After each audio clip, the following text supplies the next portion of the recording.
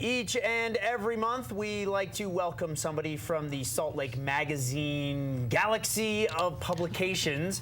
And this month, it is Utah Bride and Groom's turn because as we get closer to spring, thoughts of young women turn to white tulle and lace and all sorts of other things that are wedding related. And joining us today, Tessa Woolf, the editor of Utah Bride and Groom, and our own Amy Anderson. And the reason why Amy is now moving from the green screen to the couch is because Amy's work is actually featured in this issue of Utah Bride and Groom. Tessa, maybe you can tell us a little bit about what it was that Amy's work so stuck out, for you guys. Yeah, totally. Well, Amy actually planned one of the weddings that we featured. We only feature a handful of handpicked selected weddings.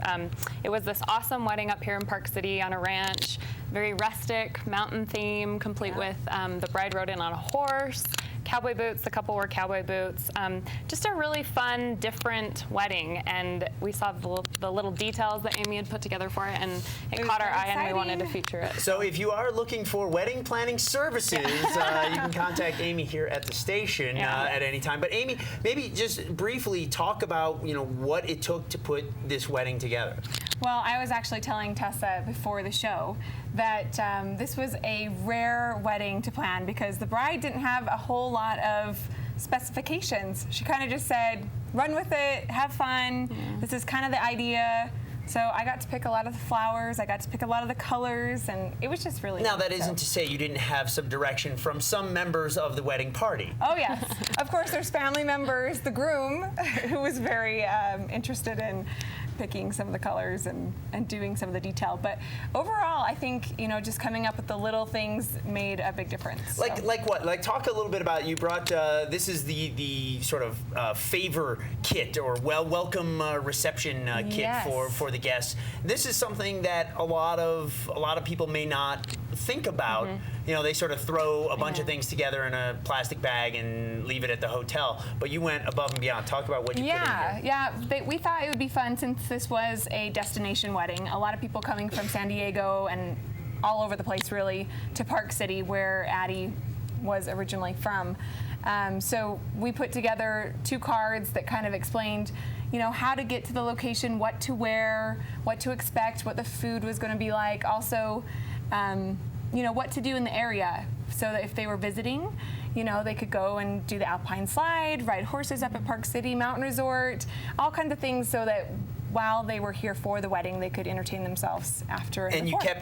kept the theme of the whole wedding continuing on, with sort of like the galvanized sort of bucket, feed bag, feed bucket kind of thing, a bandana. Yeah, the bandana. The gingham print on the Very the paper. good, Ori. I'm surprised you're noticing these details. I'm a detail-oriented guy. Yep. And the Utah honey butter or honey from, to bring in the whole Utah tie, and then also there's saltwater taffies, so Salt Lake City. Exactly. So now, Tessa, do you see a lot of this sort of detail? Is this one of those things that brides are looking for help with when they read the magazine? It's something they should be looking for help with. Yeah. This is one of those great details that I think makes a huge difference and is often overlooked, especially if you are having an out-of-town wedding and a lot of out-of-town guests are coming in. I mean, that's such a nice gesture. They're unfamiliar with the area, so to give them some ideas of what to do aside from the wedding, give them information about the wedding, it's a great tip, and we have lots of those in the magazine. So now let's talk a little bit more about what is in this issue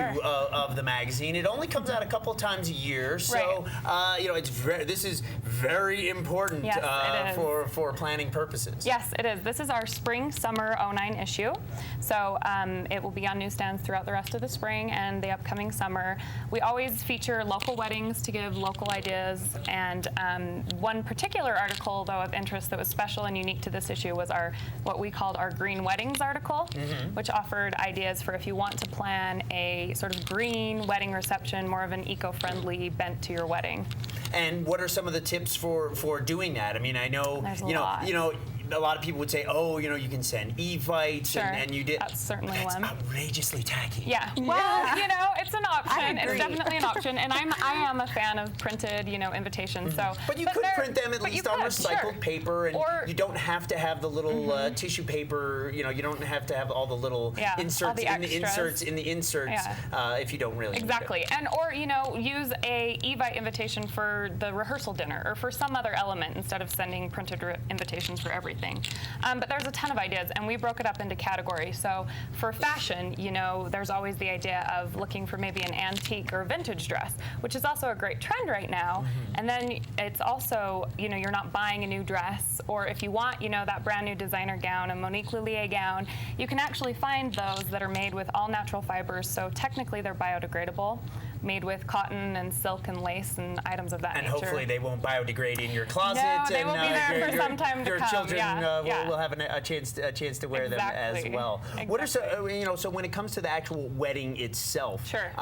What are some other ways to green up the white day? Well, with the decor, you can do like bamboo linens, bamboo servingware, things of that nature.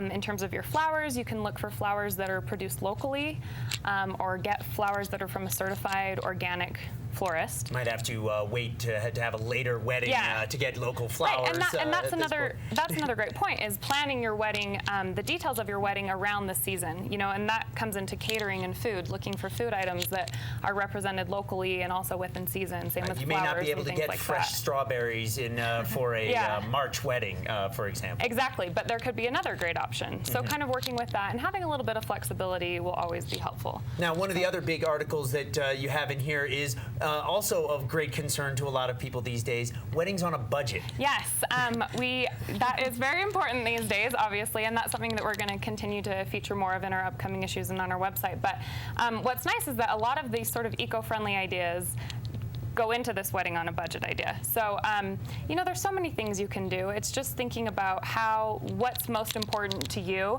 focusing on that, and the things that are a little less important, cutting back on them. So one thing that's really popular with brides and grooms right now is, rather than, say, hiring a full band or something like that, although the reggae band would be fabulous to have at a wedding. We'll get you their contact information later on in the show. I know they are from Seattle, but they are spending a lot of time in the mountains this week. You could do, a lot of brides and grooms will do a playlist on their iPod and just plug that in and play that at the wedding, so there's no cost in terms of that.